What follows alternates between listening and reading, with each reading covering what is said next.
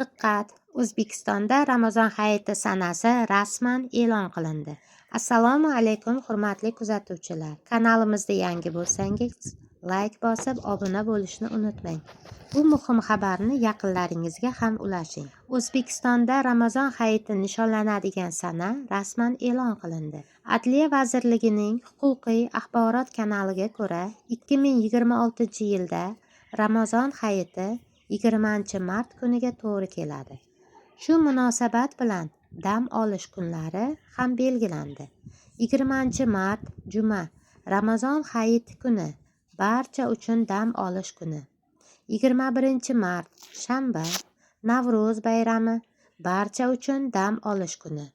22-mart yakshanba, odatiy dam olish kuni. 23-mart dushanba, 5 kunlik ish haftasida ishlovchilar uchun qo'shimcha dam olish kuni. Qayd etilishicha, bayram kuni dam olish kuniga to'g'ri kelganligi sababli dam olish kuni keyingi ish kuniga ko'chirilgan. 6 kunlik ish haftasida ishlovchilar uchun esa 23-mart ish kuni hisoblanadi.